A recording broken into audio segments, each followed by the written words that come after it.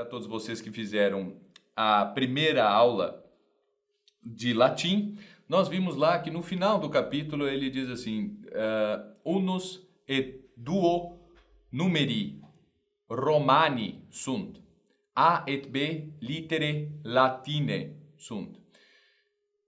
Afinal, que diabos é isso? Por que a gente diz que os números são romanos e as letras são latinas?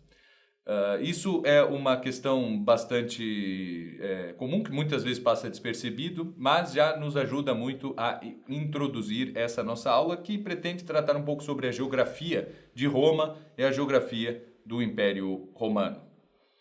Quando eu digo romano, eu estou falando de algo institucionalizado, algo relacionado a Roma, e Roma é uma cidade instituída.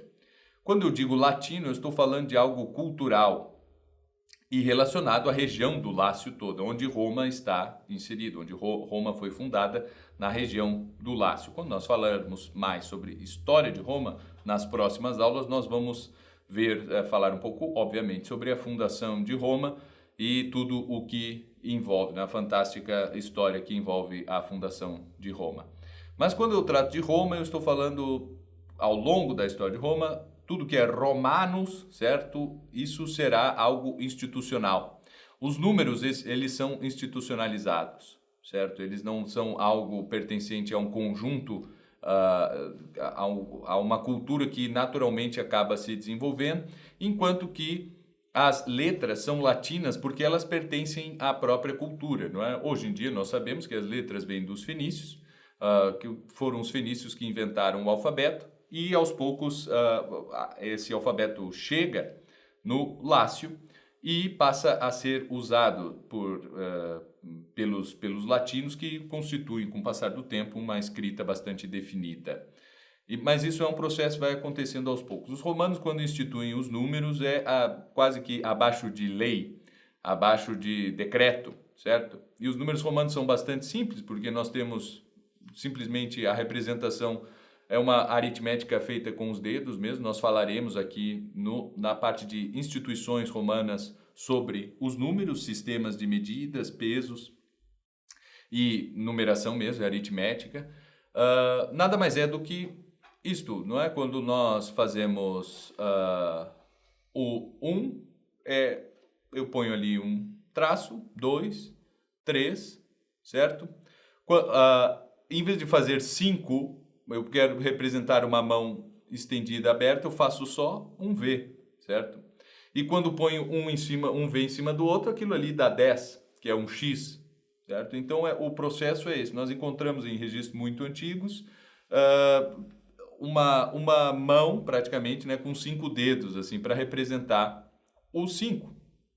Mas depois diz, não precisa, faz só um V assim, que isso aí já diferencia de 2, que são 2 Is, não é? Porque dá esse ângulo que é o ângulo que a mão faz, né? Então a mão faz ali no meio, nós temos que imaginar os outros 3 dedos, né? E o 10 é um em cima do outro.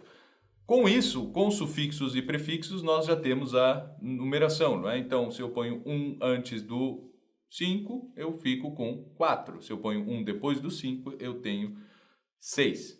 E assim eu vou indo até chegar em números maiores, como por exemplo, quando eu chego no 50, aí já é uma outra questão, né?